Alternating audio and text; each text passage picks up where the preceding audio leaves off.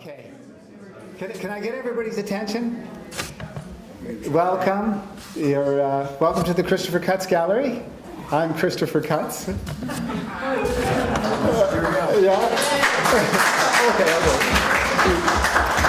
Okay. And this is really exciting for me. This is the first lecture I've ever had at the gallery, and maybe it will be something we'll do again. We'll see, but it's the first, and I can't think of something more exciting to be starting it off with than the two speakers that we have, David Silcox and Gerta Moray here. And let me just tell you a quick little anecdote about my history with Harold Town. I've been at this surprisingly a long time. I started when I was a young guy, and I was selling. I met some of the Painters 11 back in the this would be the early 80s, late 80s. I knew Tom Hodgins and Kaz Nakamura. Anyway, I was doing some business with a client, and they asked me if I could get a Harold Town. So I said, "Oh, okay, I'll try." So Harold's number is in the book. It's always was. Yeah. So I phoned him up, and he said, "Okay, come on over, kid." And so I went, and I'm a kind of confident guy, but I tell you, I was intimidated by Harold Town.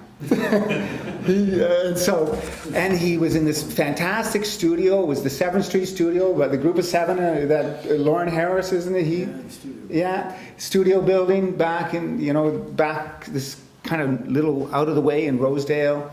Anyway, I was there and I was waiting for him. I'd heard him on the radio. He just had his retrospective at the Art Gallery of Ontario. Anyway, he shows up, and of course he was like, he didn't disappoint me. The handsome man came in there, very confident, took me up. He was wrapping all, I don't even think I've told you this, David. He was wrapping up all his pictures. He says, "I'm leaving this studio. I've been here for decades, almost my whole career, and I'm leaving." He was moving everything up to Peterborough. That's right. He has the apple orchard up there, the farm. And I just cut to the chase. I remember he showed me things. It was lovely. And he says, "Well, listen, let's go over to the house."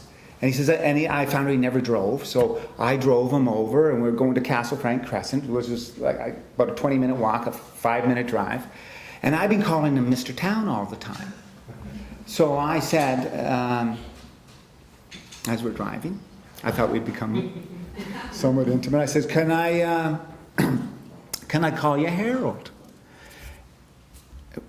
Just like that, an awkward silence. And he looked at me and said, "Absolutely not." And of course, I sunk there. He says, "You can call me Master, Sir, or at least Mr. Town." And I thought for a few seconds, and I thought, I guess it's okay, I can call him Harold. So, anyway, no further ado. We have David Silcox here. He's a Governor General Award, Order of Canada. He's written many wonderful books. He wrote a book with Harold called Silence in the Storm. He's going to talk to us first. And then after that, we're going to be treated with a talk by Gerta Moray, who's a PhD from the University of Toronto, did postgraduate at the Courtauld Institute, is a well-known scholar on Emily Carr. She's written a monograph on Harold Town, and she also wrote the essay in the accompanying catalog. Anyway, so that being said, David Silcox. Thank you.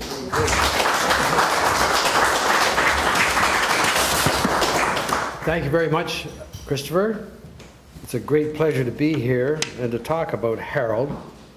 I first met him, I think, in either late 1959 or early 1960 at the Art Gallery of Ontario at an opening of some kind.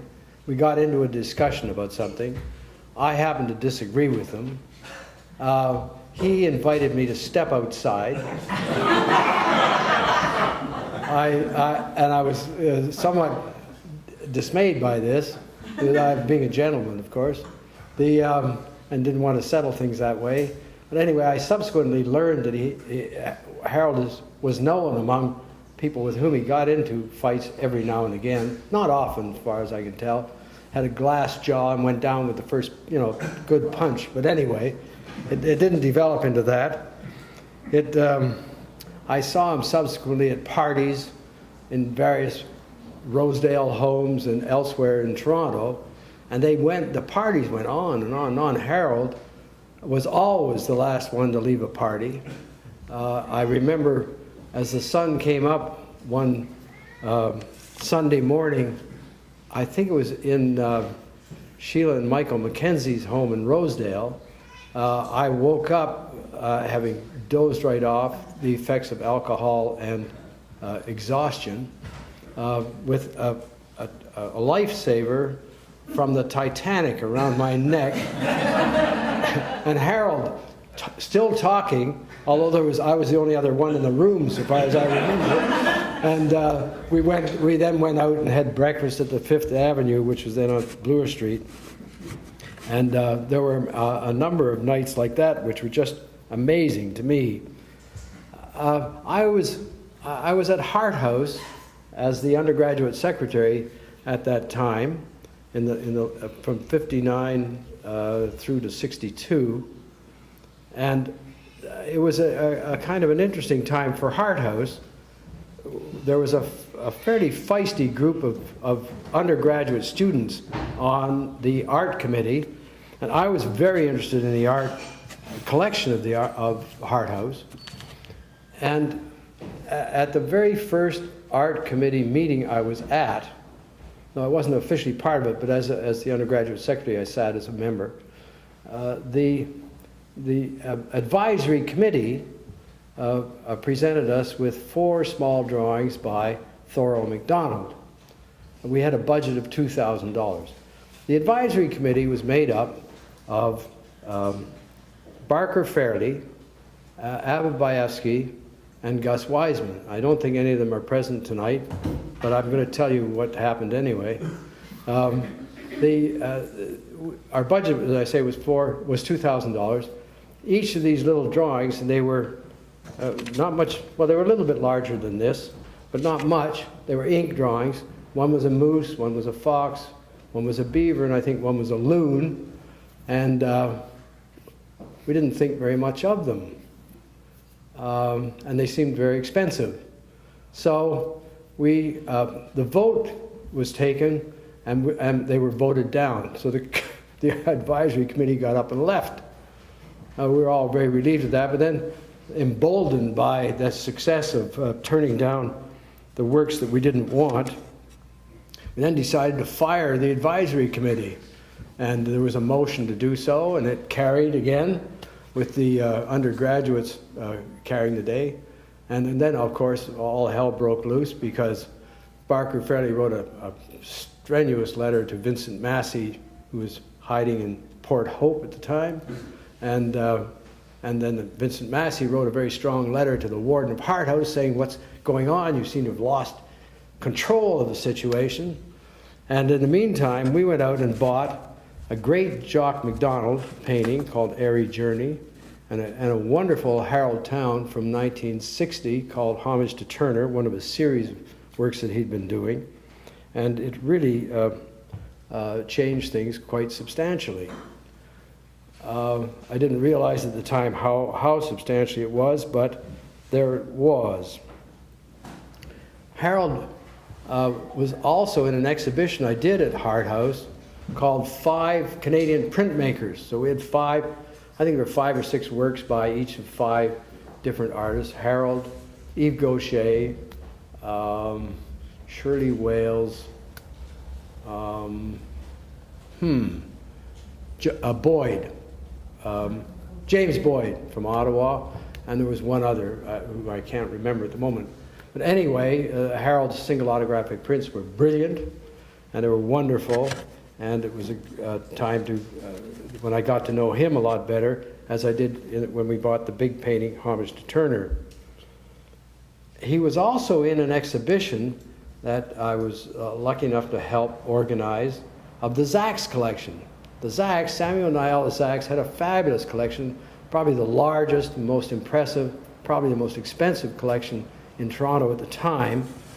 And we got a show of it at Hart House before any of it had shown at the AGO. In fact, the exhibitions at Hart House were outdrawing the Art Gallery of Ontario on a regular basis, which was really quite a lot of fun. We enjoyed it. It got reviewed in the Globe and Mail, and the Star, and the Telegram. And what what happened was we had the Saks collection. We had Bonnard and Picasso and Dubuffet and Matisse, all big paintings, wonderful, Derain and a number of others.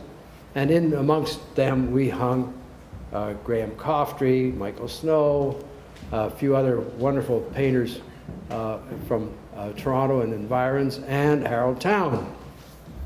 So at the reception, everybody's having a nice time. They're wandering around with their champagne and having a good time. And suddenly Harold arrives. He's quite nattily dressed. He's got his best twill jacket, actually a suit on, and he's looking just the perfect dandy.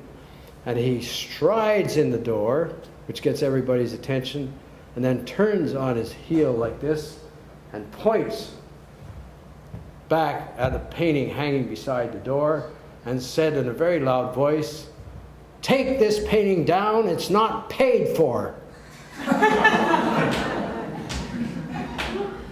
You could have heard a pin drop. I mean, the room went absolutely dead silent because we thought Sam's actually about to get laid out cold on the floor. And as he sort of scuttled over to talk to Harold, and they went off into a corner, and there was mutterings and whispers and discussion, and then the picture stayed on the wall, and I think he probably got a certified check by courier the next morning. Harold was always practical about these things. Saw his opportunity. I had another discussion which was controversial with him. In '62, I went to England to go to the Courtauld Institute.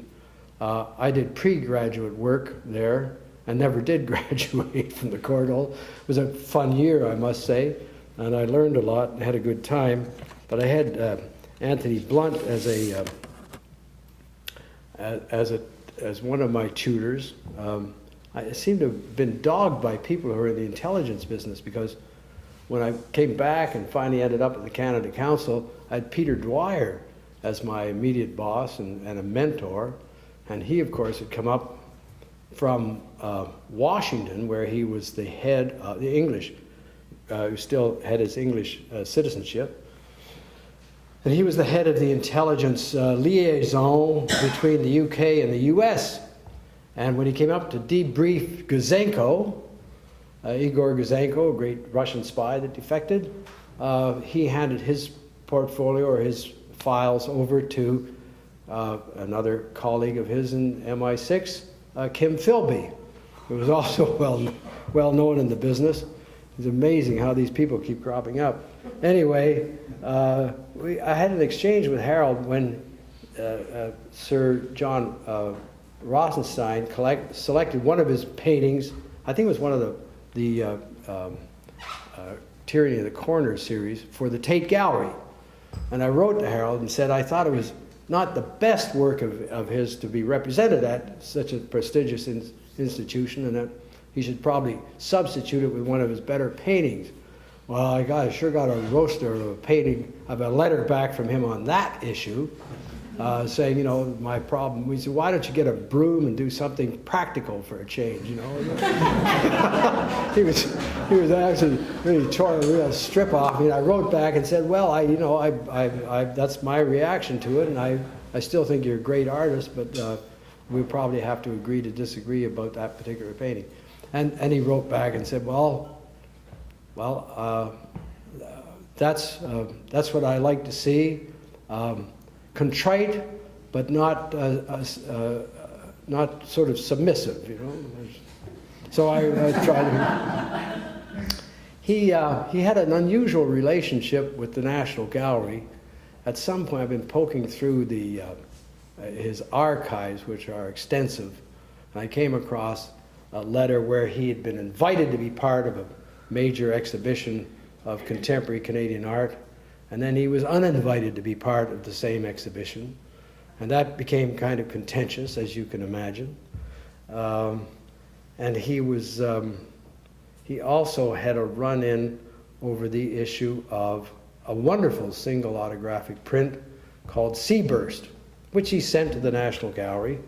at a time when it cost, I think, $150. Robert Hubbard sent it back to say, regrettably, we're not able to, thank you very much for your kind offer to sell it to the National Gallery, but for now, we are going to decline your very kind offer. And Harold hung it just inside the front door of his house at 9 Castle Frank Crescent. And I remember him saying one night, this print, he said, the National Gallery turned it down, and they will never, never, never have this print.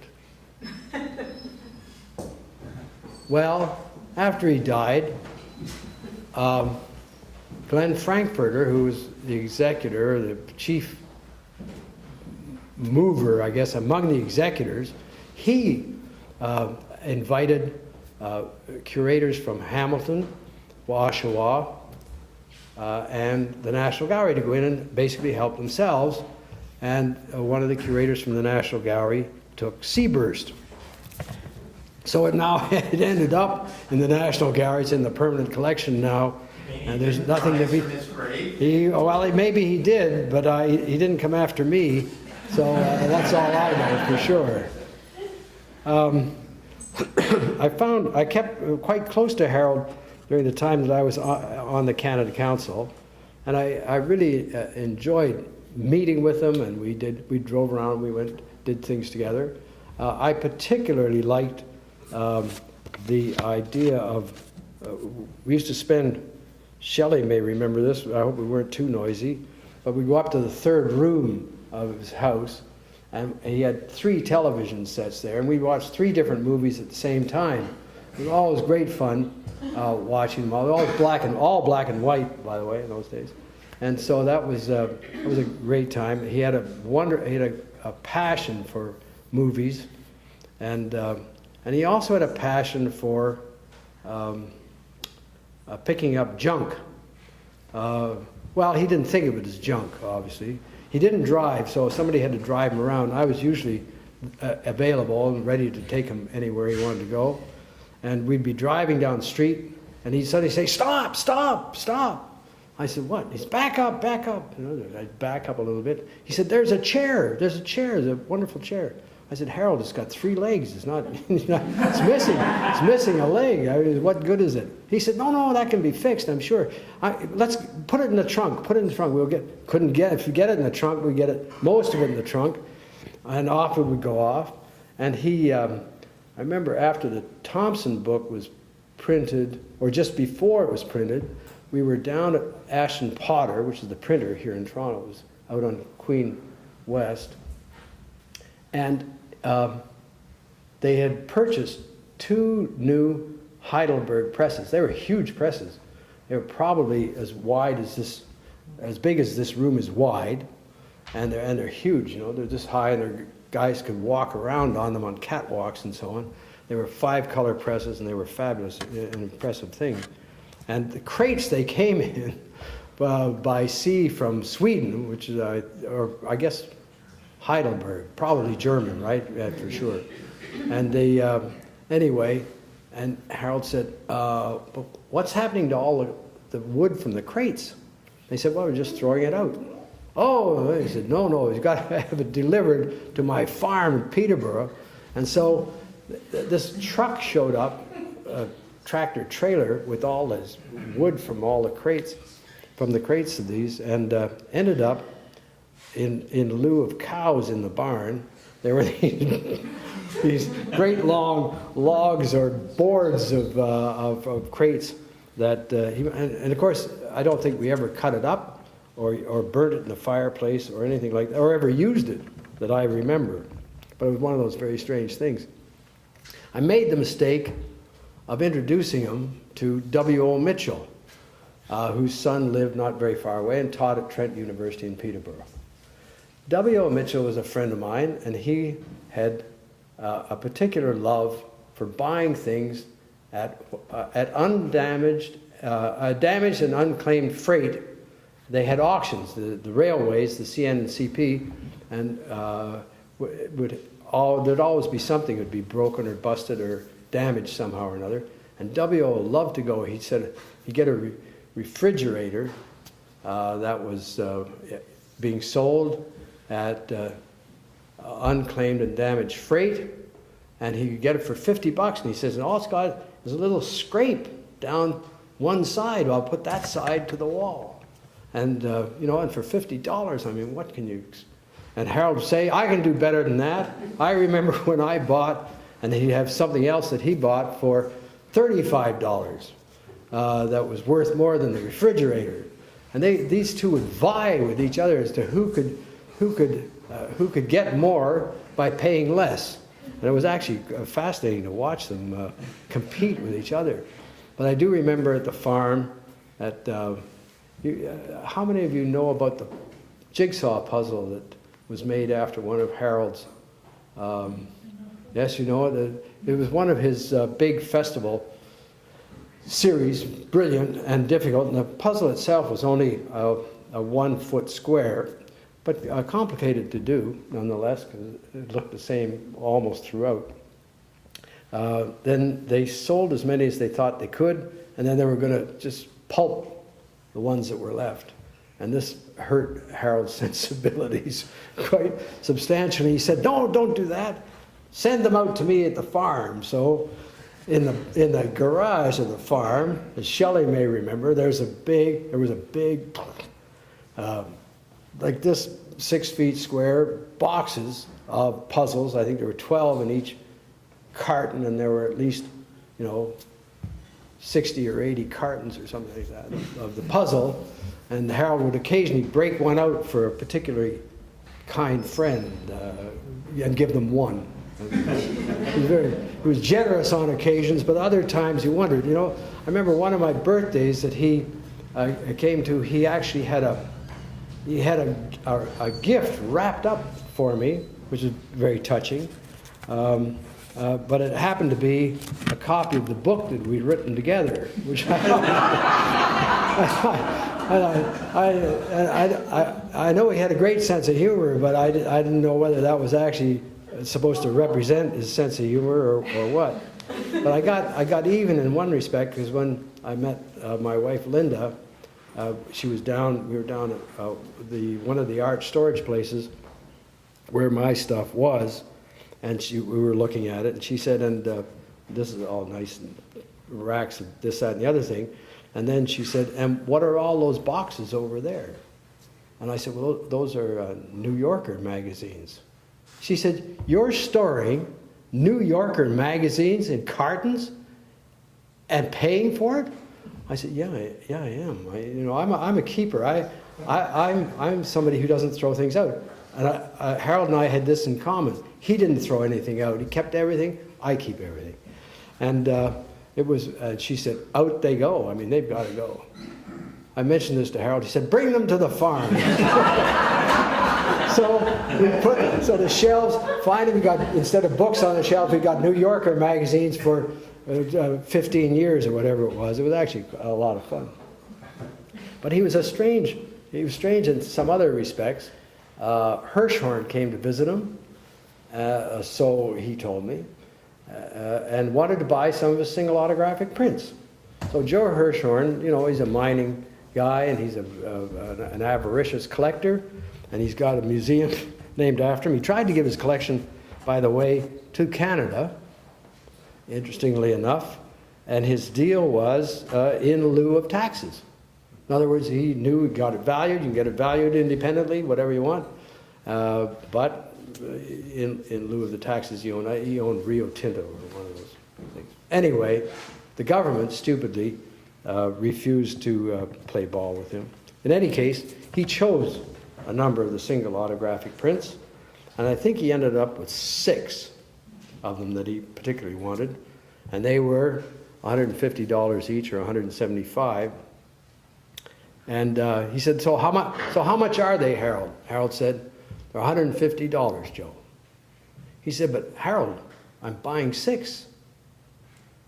And Harold said, yeah, that's $900. He said, but 6, I'm buying 6. I mean, isn't that a lot? I mean, that's Now, Harold could have said, you know, they're $175 each and given them a 20% discount or something like that, but he didn't. 10%. Max, the max. Didn't even give him 10%, you know. So Harold stuck by his guns and Joe walked out. However, he found some other way of getting them because the Hirshhorn Museum has 5 single autographic prints, I believe. So just one of those very strange things. The farm was a particular place that I enjoyed. I spent a lot of time up there with Harold. We did the Tom Thompson book there. The part I wrote was mostly done in the Caribbean long after the manuscript was supposed to be in. And I was with friends in a sailboat heading down the Windward Islands. And I would get up as soon as the sun broke the horizon, and I would sneak out onto the deck and get into the little, whatever the little boat is that you're supposed to have with your, with your yacht. And I'd get into it with my little portable typewriter, and I'd pay out a line downwind, put myself about as far downwind as I possibly could, and then work till noon. And I actually did finish it down there. But then we went through the business of actually laying the whole book out, page by page, spread by spread, which was an awful lot of fun.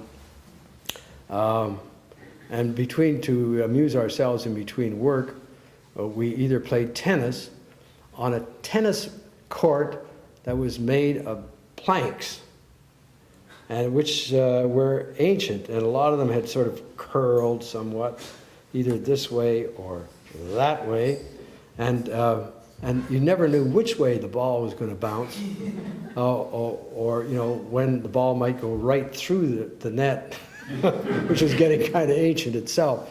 But we had a lot of fun, and I also I had an old Volvo at the time, and we particularly liked taking down dead trees that were sort of blemishing the viewpoints, the views. And Harold actually did a lovely little board for me. It was called Old Orchard Farm, Forestry Division, David P. Silcox, manager. So that was, I still have it, by the way. It's a wonderful little reminiscence. He was, he also made, I think he invented the most colorful and wonderful titles for his works of art, whether they're paintings or whether they're single autographic prints or whatever. And I remember one that was called Clandeboy. I thought, that's got to have some reference to the Battle of Clandeboy, at Clandeboy, either Scotland or Ireland. I think it's Ireland, actually. For a long time I thought it was Scotland, but not. And I was in Montreal with him at some point, I guess when we were touting the book, selling the book, and we were driving around in Lower Westmount, and we came down Clandeboy. Oh no, the single autograph print was called The Curve at Clandeboy. That's what it was. And we were driving down south of Sherbrooke Street, and suddenly we were on Clandeboy Street in Montreal. And Harold said, you know, I remember being here with, I've forgotten who it was, Guido Molinari or somebody like that, and you're driving like an idiot, you know, and we almost didn't get around this curve in the wintertime.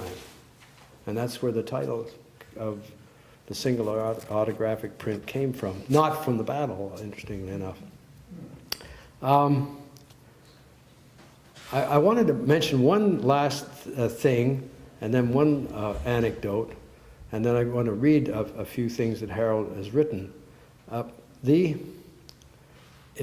When we were watching 3 movies on 3 television sets, there was a racket one night in the eave right just behind us. And so Harold stopped everything, and there's a little panel that you could open up and get into the eaves at the top of the house. And we thought the raccoons were in there and that we should scare them out, or the squirrels or something like that.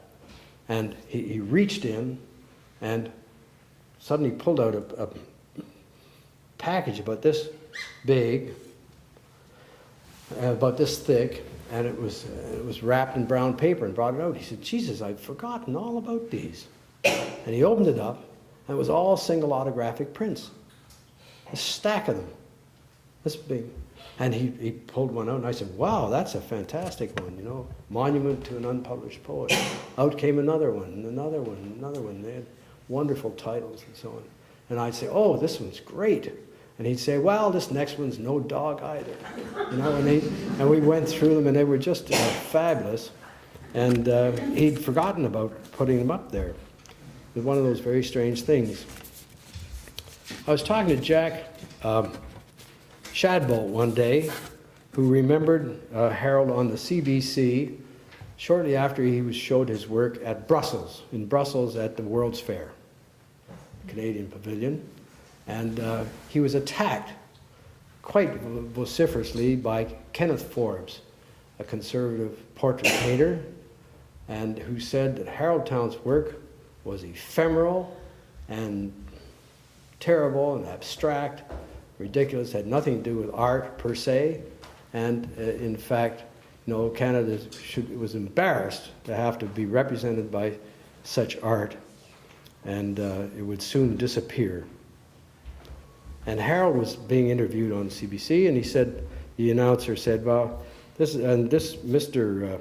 Forbes, Kenneth Forbes, said that your work is ephemeral and it's not going to last, and it's abstract, doesn't represent Canada well at all. What do you say to that, Mr. Towne? Harold said, Kenneth Forbes, I thought he was dead. But then I only have his work to go by. So that was Harold, always the wit, always amusing, and always on the attack. He had, I'm collecting together, I'm putting together his published writings.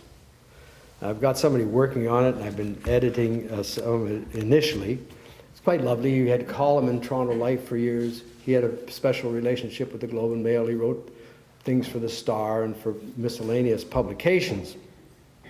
So we're going to put it all together into a book, which will come out next year, probably a year from this fall. And but let me just give you a taste of his writing style, which a lot of you may be familiar with anyway. He's reviewing for the Globe and Mail Picasso's World of Children by Helen Kay, which is a 242-page book where you selling for $25. It is fall, and leaves from the latest book about Picasso drift indolently down to a market rich in the humus of 25 years of relentless documentation. Helen Kay, the most recent sharecropper on the Picasso plantation, is well known as a literary farmer in the kiddie book market. Presto, Picasso's World of Children.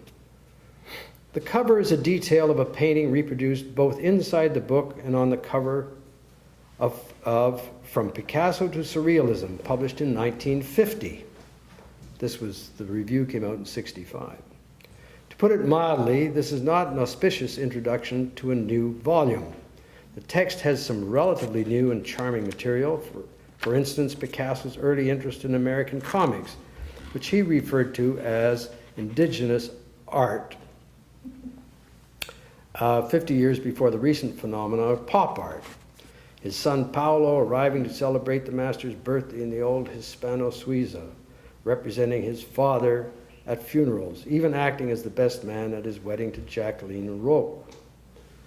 Such delightful anecdotes do not, however, mitigate in any way the clutter of symbolic balderdash, Wagnerian exaggeration, and girlish treacle that sticks to the text, making it a runny sandwich of fact and fantasy. And he goes on from there. Quite amazing. Is Barry Lord here? Well, I can read this then, I think. I didn't want to confront anybody personally.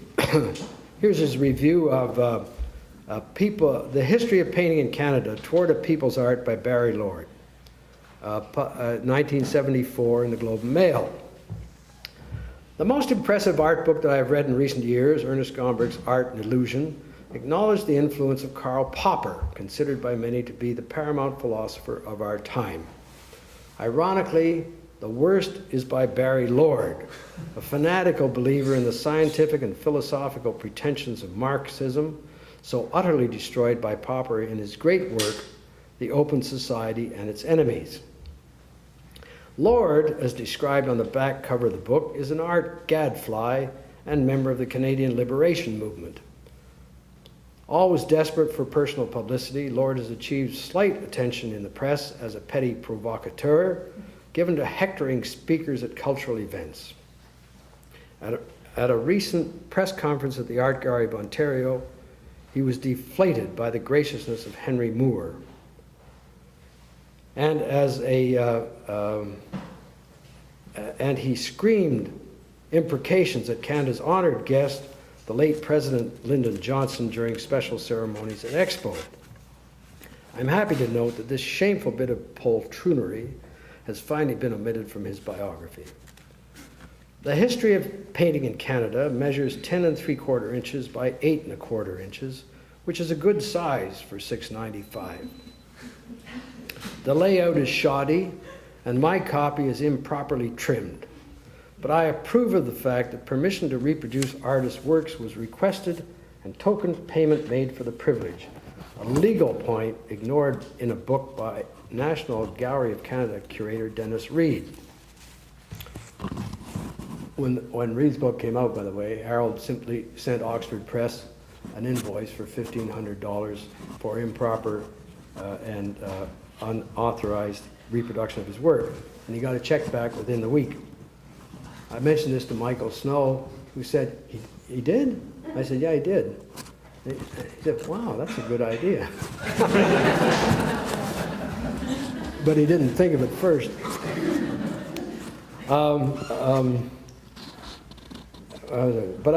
Yes, okay. Quite properly, the volume starts with painting of the native peoples, as should any history of art in Canada. Unfortunately, it gives about as much information on the subject as your average cigar store Indian. Section 2, painting in Quebec, French and British regimes, and a rehash of information from J. Russell Harper's basic work, Painting in Canada, a History, and would have been helped by the use of Michael Bell's Governor General award-winning book, Painters in a New Land, a volume inexplicably missing from Lord's notes for further reading. The third section, Canadian Painting, the British Regime, reiterates most known facts of this period in terms of the workers' struggle to throw off imperialist power. Painting in the age of U.S. imperialism, the fourth section needs nothing more than the title to describe it. The illustrations are as familiar as sleep. The 13 color plates passable, but the black and white seem to be printed with coal dust on cigarette paper. For some time I've heard a rumor that Lord could write, and ever the astute Robert Fulford has referred to his work as compelling, quote unquote. I agree, only in the sense that a dripping tap or the whine of a buzzsaw is compelling. Lord's Marxist orthodoxy forces him to flail away at the American eagle, clouding his Maoist sun, and to use only those artists in our history that can be of service to his doctrines. Scores of established painters such as Parasceva Clark, Rolly Murphy, Albert Frank, B.C. Binning, Gordon Weber, Esther Warkoff, Claude Tousignan, Will Ogilvie, Jacques Urduby, Stanley Cosgrove, and Robert Ross are missing from this tract, and there are strange omissions in the very category of people's art. Jack Nichols, whose gloomy, tortured renditions of the poor were a feature of Canadian art in the 40s, could easily have been reinterpreted as possessing Marxist sensibility. Lord is cunning enough to realize that the relentless straggle of his simple-minded political dicta occasionally need a different tune to march by. So the band plays Down with the USA, and names that will bring publicity to the book are marched to the stake and summarily burnt without benefit of trial, namely any real explanation of what is wrong with their work. Jack Bush is granted leading comprador status, the Portuguese word, by way of China, meaning sellout, and is cuffed for letting the ribbon on a Christmas tree package Christmas package inspire a series of his paintings. If Bush had only the sense to be challenged by a bandage on the thumb of a worker injured by a machine lacking a safety guard in a non-union factory, he might now be enshrined in the Canadian Liberation Artworks Hall of Fame. And he goes on in this, well, we've got to do one more paragraph. It's interesting to note that American art curator Clement Greenberg, Bush's mentor, is referred to as a Trotskyite, when in fact he was once a Marxist whose current dogma of an art without communicable image has the same exclusive and relentless qualities as Lord's orthodoxy of work and revolution as the only acceptable subjects for painting. William Kurlick is extensively treated as a working-class artist of great potential who, through his conversion to Roman Catholicism, has strayed from the paths of sweaty righteousness. Lord giveth and Lord taketh away. So, wonderful.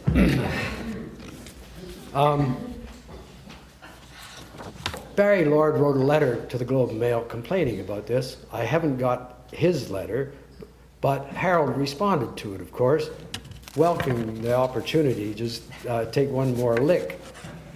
He said, this occurred just a few days later. Barry Lord intimates that my review of his book is directly connected to Imperial Oil's gift of $100,000 to Saturday Night and its editor, Robert Fulford. Now that is funny stuff. Paranoid, Marxist, Maoist, plot sniffing, but I am propping up Imperial Oil. I'm propping up Imperial Oil on Saturday. I am propping up Imperial Oil on Saturday Night. Mr. Lord states, I am bothered because he attacked Imperial Oil. Nothing could be further from the truth, and judging from the sophomoric wheedling of his letter, Imperial Oil is quite safe. What I did do was set straight Imperial's remarkable pioneer record of aid to the arts in Canada and give Mr. Lord back his mythologies, fabrications, and syllogistic twaddle. As with most slaves of a foreign political orthodoxy, Mr. Lord seems incapable of logical thought.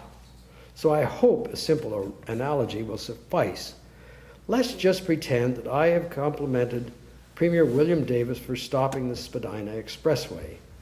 This does not mean that I then approve of the fact that the Ontario government has done nothing about the ecological problems caused by the proliferation of non-returnable bottles, or that I am a conservative. There were, however, two errors in my review. Claude Tousignan was incorrectly included in a list I had made of more than 100 painters missing from the book. And I agree with K.B. Smith, who also wrote a letter, that my use of the word convinced was improper. As for the rest of my review of Mr. Lord's Marxist, Maoist sellout of our free society to the concepts of work as pictured by the new emperor of China, it was, if anything, too kind. The book is an eye-rolling, Chautauqua tent tract, and the title, The History of Painting in Canada, is a $2.50 cigar band on a 5-cent stogie.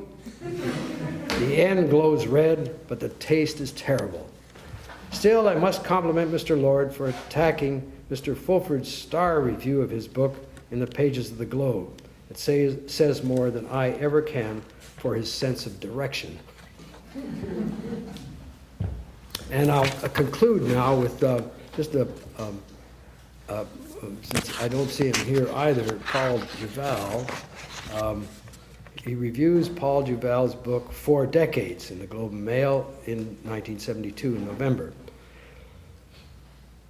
In the last few decades, the artist has surrendered to a critical apparatus that's worn like a ring on the finger of commerce.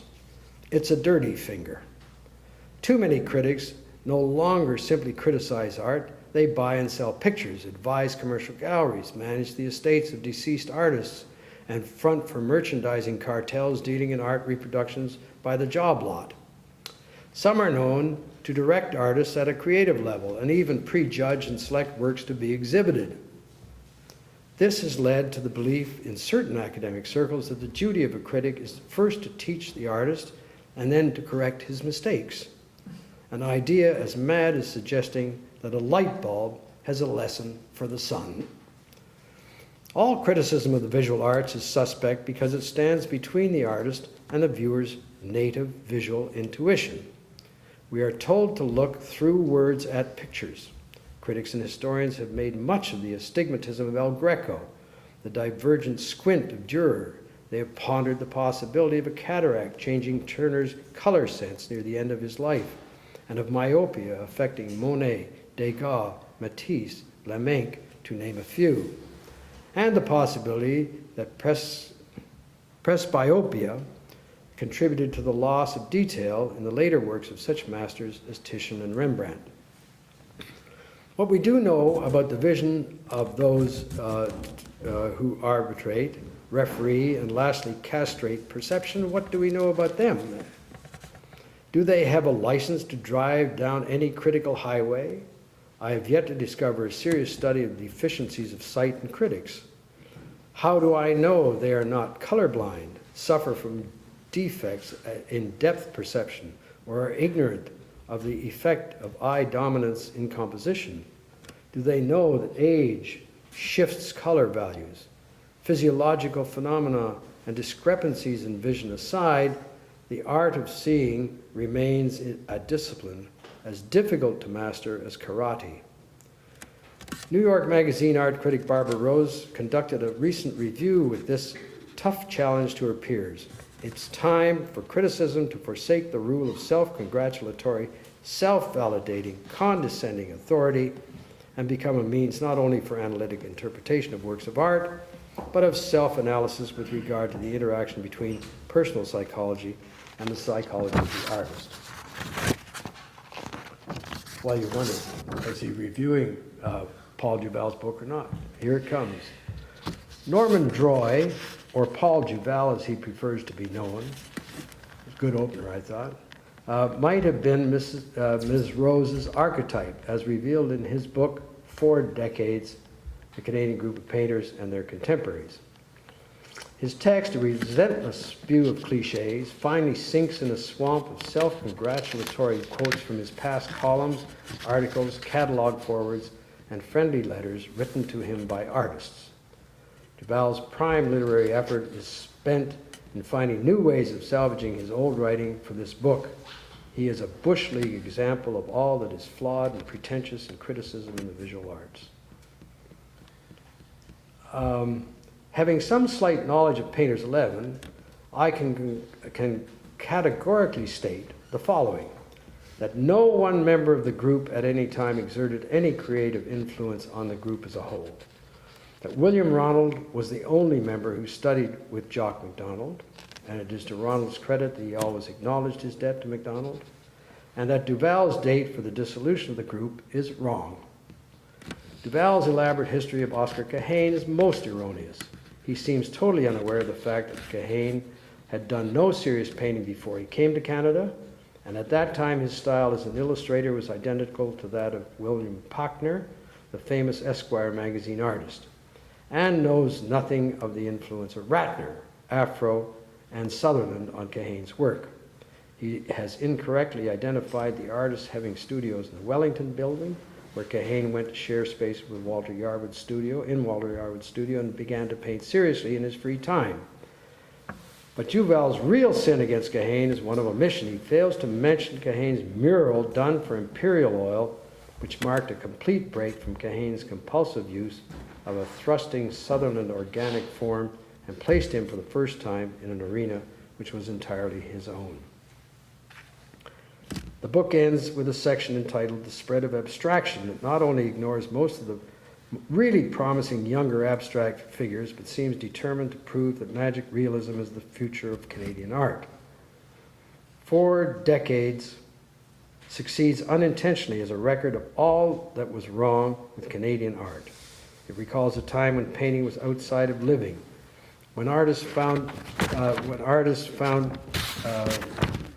communion in organizations such as the Canadian Group and were forced in multi-membership of art societies which held annual exhibitions that told us art was alive and provided it was dead. The same pictures seemed to make the rounds from the Royal Academy to the Ontario Society of Artists, the Canadian Society of Painters in Watercolor, and the Canadian Group. You could paint 3 pictures a year and be an artist. The Canada Council has just announced a $500,000 program to buy books for free distribution in Canada and abroad. I hope that 4 decades is not on the list. It is a Nelson Eddy and Jeanette MacDonald view of the artist in Canada. And I think there was another exchange. Duval wrote, Harold wrote back, Duval wrote again, and Harold wrote yet again. I'll just close with this one. Read Paul Duval's letter of December the 2nd. It is difficult to decide just where to begin in sweeping away the dandruff of Mr. Duval's critical delusions. Initially, I mentioned certain strange suppositions made by historians regarding the work of El Greco, Turner, and Titian. Mr. Duval accused me of ignorance of these artists' work. Then I'm told that I cannot make any personal judgment of such paintings unless I've seen it all. If this be true, then no one can discuss master painting, for, in fact, no human being has seen it, all master painting. Further to this, what specific divine revelation motivated Mr. Duval's critical judgment in the Globe and Mail and elsewhere from the age of 18, quote unquote? He was then an unlettered boy and is now a middle-aged art salesman whose critical pretensions have never been subjected to the rigorous tests imposed by formal academic training. Now, in defense of his occupation as an art salesman, he uses the name of Lord Duveen, one of the greatest con men in history, a huckster who worked over the Yankee robber barons like a Carney Barker. Once Duveen went so far as to sniff a rival dealer's old master and state that he smelled wet paint. Duval's introduction of Berenson to the debate is more revealing, for it was Berenson who invented and named a mythical painter to identify works for which he could give no real attribution, just as Duval invented a false date for the dissolution of Painters 11, and then in italics repeated his error in the Globe. I am happy to note Mr. Duval's close attention to the prices obtained for my work at auction, though in the case of critical reviews, he quotes only from sources favorable to his argument. Velázquez's great portrait of his assistant, Juan de Pareja, was knocked down at auction in 1801 for 39 guineas. It recently sold again at Christie's for 2.2 million guineas, and neither price had anything to do with its intrinsic worth now or when it was painted in 1649. It seems that Mr. Duval, the unlettered yet self-styled authority on art, cannot comprehend one simple fact. Critics are accessories to the thrust of creativity, and many, like barnacles, ride low on the keel of the ship of art. Some, such as Bernard Shaw, smash waves of understanding over the bow and go on to create works that might live forever, while others, the Duvals of this world, miss the boat entirely and cling haplessly to pebbles stirring the sand of small ideas. So, I'm now going to turn you over to Gerta Moray, who's already been introduced by Christopher. And I just want to make one apologetic note here. I sent copies of this to the trustees who hadn't picked one up, the trustees of the town estate, and one of them said, I noticed that there's something wrong with the trim at the last 2 or 3 pages of the book, of the catalog. And I brought this to Laura's attention earlier this evening and said, look, I mean, you can see it right there, right? I said, see, it's all right. She said, well, David, it's a fold-out. I had missed it, and so had my colleague. So it's a wonderful catalog with a wonderful introduction. And now I'll give you the Gerta.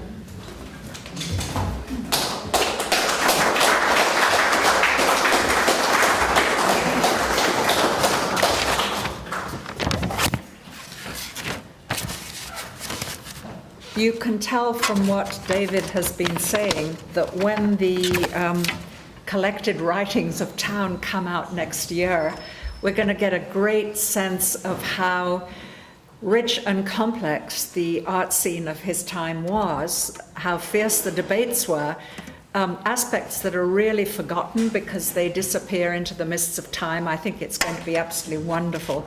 And I too am very glad to be here talking to you about this show. I can also tell from what David was saying that I missed all the fun because I never met Harold Town. My own path with his work is that I came to Canada to finally settle in the early 1980s, and I became a specialist in Canadian art history. So of course I always taught about Harold Town, and I always felt that this was an absolutely fascinating artist who I wanted to find out more about. And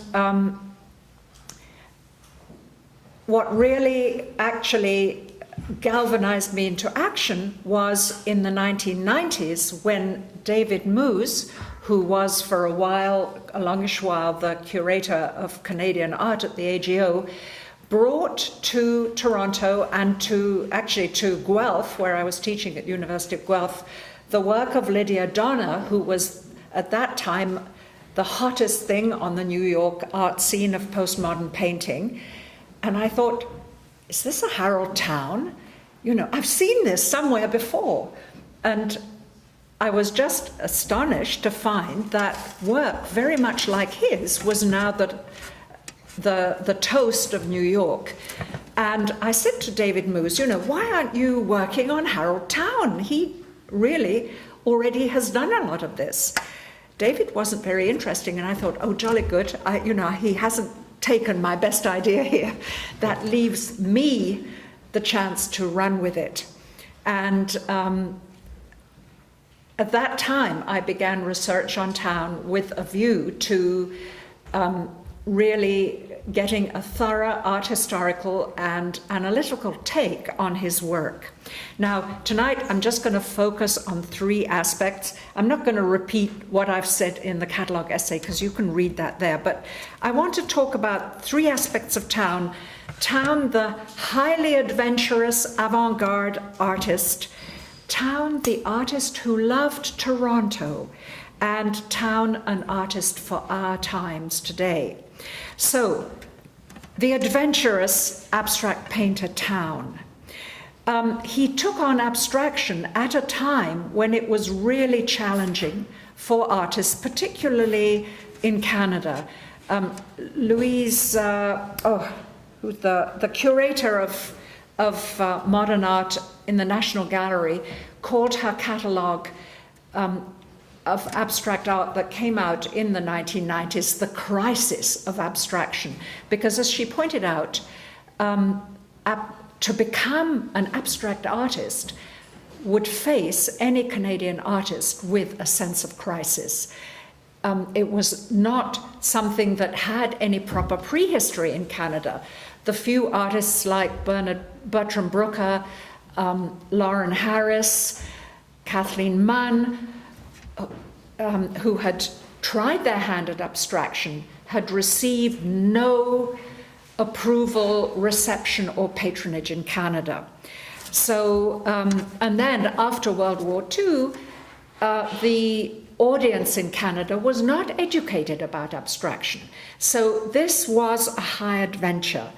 And Town was taking on the international language of art of his time. And just to comment briefly on how he did that, when you look around this room, you will see that he explored an abstract language very much like a musician explores the potential of music. That is, he's concerned with visual forms, very much like a musician, and artists from Delacroix down to Kandinsky have acknowledged that music was for them the leading inspiration for art. So it's an art that is concerned with rhythm, cadence, echo and repetition, contrast, harmony and discord, and as Town himself put it, the resolution of opposites. So this is an art that demands that we tune our eye and look at it at length, look at many examples, and learn the musical language of that particular artist. At the same time, it's extremely evocative and poetic. Through this visual language, it recreates experiences and moods. It confronts you with ever new experiences. And I must say that when I was doing the research for the catalogue essay, I'd already been doing this for the Town monograph, but I was looking at the breadth of reference in his titles and his forms. I mean, here, for example, we have Atlantis, right? What do you do with that title in juxtaposition with this image? It invites you to an exploration. Or, next to it there, I should just say, you think of maps, you think of something that's lost, destroyed, ruins. You think of bodies, perhaps drowned. Multiple associations can come here. The painting on the wall over there, Wotan's tree. So I looked up Wotan. What might Town have been reading? Is it just Wagner? Had he just been listening to the Ring Cycle? But I discovered that Wotan was the Norse god who invented writing and runes, the runic script. And actually, he ended up getting his comeuppance and being crucified from a tree. So by a process of free association, Town has either given that title to this painting or developed an idea in this painting that he was playing with at the time. Absolutely fascinating. And we saw from David's quotations what an erudite person Town was, what a broad reader, how, he not only was he interested in everything, but he remembered it all. So, an artist then who created abstract works that you have to live with and explore with over a process of time. Second, the artist who loved Toronto. Town was devoted to Toronto. He decided to remain in Toronto, and in fact, he made a dangerous wager that great art could emerge in Toronto without his having to go off to study in Europe or in New York, as all of the other successful artists of his day did. And as his career progressed, particularly in the 1970s and 80s, he was blamed for that and accused of being provincial, insular, and of not having challenged himself with exposure to New York. But I want to emphasize that Town was not insular. As we know, he had a large scope of mind. Reminds me of what Constable said about Turner. He was a man of great scope of mind. Town had a huge library of books, many of which have ended up at the AGO. They were given to the AGO library to fill gaps that library didn't cover itself. He collected magazines and catalogues. He read voraciously, both about contemporary art and criticism and about art history. And he challenged himself with the art of the world. We've already seen that he detested Clement Greenberg, but his favorite critic was Harold Rosenberg, and he wrote several reviews of Rosenberg's work. And Rosenberg had a very different perspective on the art of his time, on the art, that had happened since World War II in New York. Rosenberg, writing as art critic for The New Yorker, was often sort of dismissed as someone who was sort of sold out to a more non-professional audience. But Rosenberg saw his own period as an art where, because of printed media, because of travel, everything was now known and possible. You know, the whole world of art history and of global art was now accessible, which is the condition that we live in postmodern times. And I think that Harold Town found in Rosenberg the permission to pursue his many and broad interests. So he was not insular, and his love of Toronto made Toronto, in many ways, the muse of his art. If you look at the painting on the back wall there, an example of that, one of the Deadboat Pond series, inspired by Toronto Islands, where Town often went with his friends, Walter Yarwood and Tom Hodgson. If you look at that painting, you can see that there's something strange sort of floating at the top, which could be a bird or a fish, and then you're sort of drawn down, and then things are gradually moving downwards as though sinking into lower depths. This is even more pronounced in some of the other Deadboat Pond paintings. And, you know, this painting and the others make me think of something like Claude Debussy's famous piece, La Cathédrale Engloutie, the cathedral that is swallowed by the waves. So, you know, the reference is, and I'd love to know, did he play that record? I mean, you know, who his favorite musicians were. But his work is evocative and poetic in the same way as music, very romantic. And the subject of his romance was Toronto and his experiences there. Looking back at experiences of his boyhood, the painting on the right-hand wall there, Throwing a Stone After Midnight, or I may not have the title exactly right, but it's something like that. You know, is that inspired by childhood, you know, something he saw that reminded him of childhood wanderings at night? Paintings that recall Toronto's architecture, Toronto's road plan, traffic. There's a famous painting, I didn't bring my full notes, but I think it's called Traffic Set, which is often reproduced. Town was truly embroiled in the dispute over whether the Spadina Expressway could be rammed into Toronto, you know, causing the demolition of many of the older neighborhoods. He was one of the opponents of that, and he did a poster in support of the opposition, and so on. So Toronto and its environment were one of Harold Town's chief sources of inspiration. I've also written about, you know, his comments on architecture in many of his works. For example, the painting in the other room of The Architect's Dream. So, last of all, Town as an artist for our own time. You probably know that Town had many different artistic modes and practices and ranged across different media: drawing, printmaking, collage, painting, and various styles.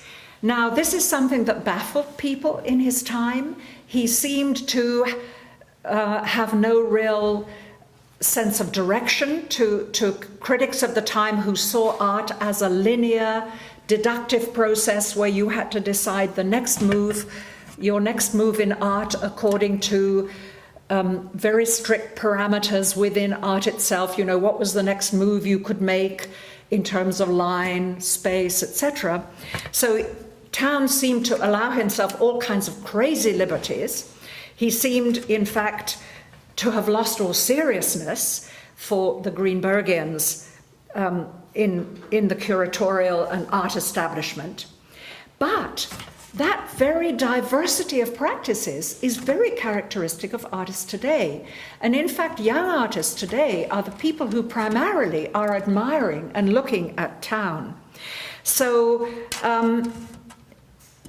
these different bodies of work, and you know, I have to say that you've probably saw here at Christopher's gallery that wonderful exhibition of the snaps.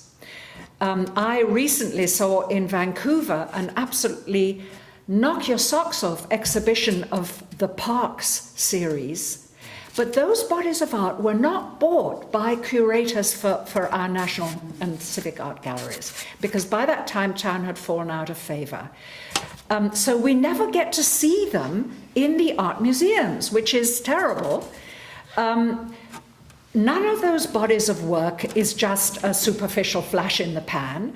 Each of them was a lengthy, well thought out series of works where town explores a particular motif. And one of the fascinating things is that when you look at them, the more town you look at, the more you'll see how he brings forward and elaborates motifs from his earlier work in a different style.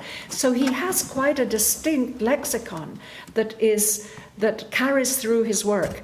You know, one of the things for me, as I was doing my research for the town monograph that's online, was to try to decode town, to see what was essential to town, what his basic vocabulary was. So, in conclusion, we know that town started out as the most successful and famous artist in Toronto in the 1950s and 60s. And that subsequently he fell out of favour as stylistic modes changed. I think it's high time to bring him back into prominence, and he is long overdue for his Lifetime Achievement Award.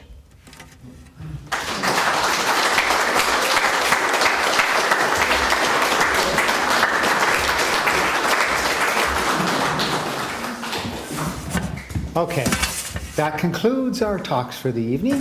Thank you, Gerta and David. I mean, that just opens up a whole other thing. So take your time and look at the pictures, and there's still, you probably could still have a glass of wine, and there's still a little bit of cheese left. So enjoy, and thank you again. It was wonderful.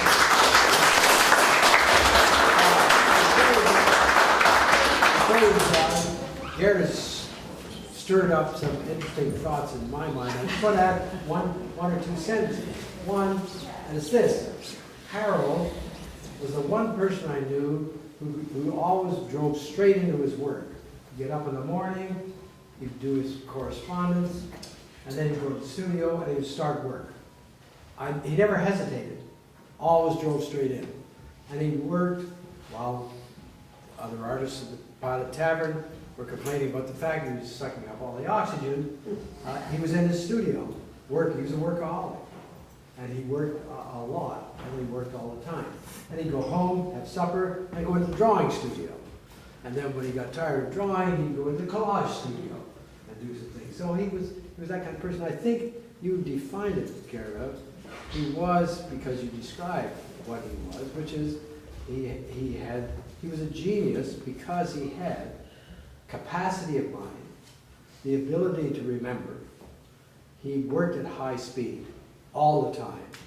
He had an amazing amount of energy.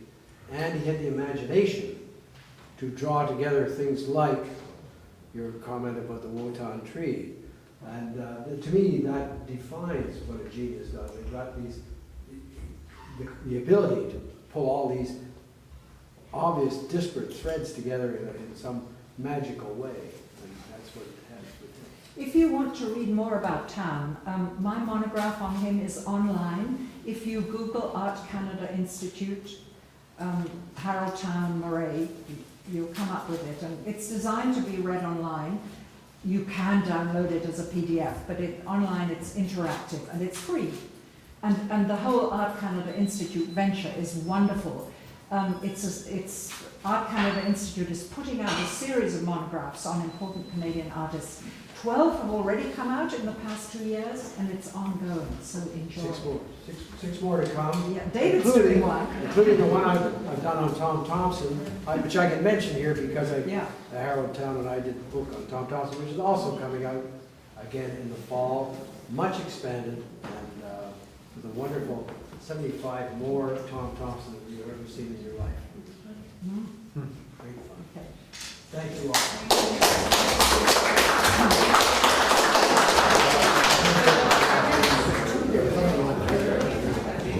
Good.